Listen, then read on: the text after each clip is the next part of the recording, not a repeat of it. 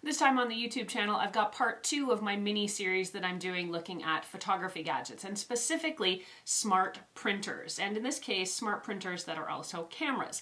This is the Polaroid SnapTouch camera and printer. It's an all-in-one device by Polaroid that's fairly recently been released. So we're taking a look at that today. This device has a touch screen on the back that you can use to see what you're taking pictures of.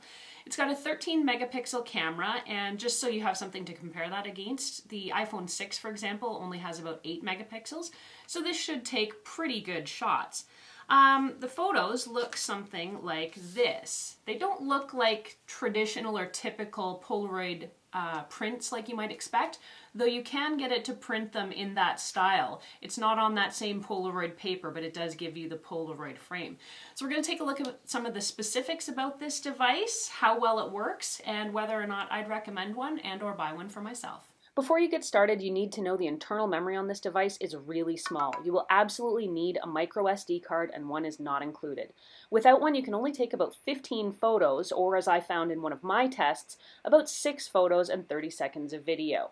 I didn't like the fact that the SD card wasn't included, and as far as I'm concerned, to get much enjoyment from the camera, you really need to spend the extra money on one.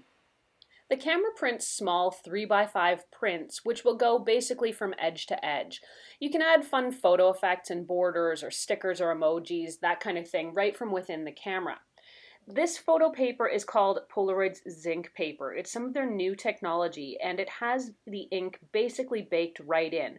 So that means the printer doesn't need cartridges. The Polaroid SnapTouch doesn't operate very quickly. It takes about 25 or 30 seconds for one of the photos to fully print out. But on the upside, there's no developing time for these prints like there are with some other mini photo printers. Once this is fully printed, it's ready to view. One of the things I didn't love about the SnapTouch printer by Polaroid is that it constantly requires reconnecting to your smartphone or device. It's a Bluetooth connection, so whenever the camera sort of times out or shuts down or powers off, you actually need to go into your phone settings and fully reconnect it again, so that does take a bit of time. I've got to say I was not impressed with the overall quality of the Polaroid prints. The two on the bottom were taken with the camera and then printed out on the camera, and you can see they're pretty washed out and muted. The ones up top were taken with an iPhone and printed on the camera. They're a little better, but even so, the quality is not what I was hoping for. One aspect of the Polaroid zinc paper I did like is that it comes with an adhesive backing, meaning that once you've printed out your photos, you can also use them as stickers. So is the Polaroid SnapTouch camera and printer something that I would get for myself? I'm afraid the answer is no. It feels to me just like a little bit too much of a toy for my liking.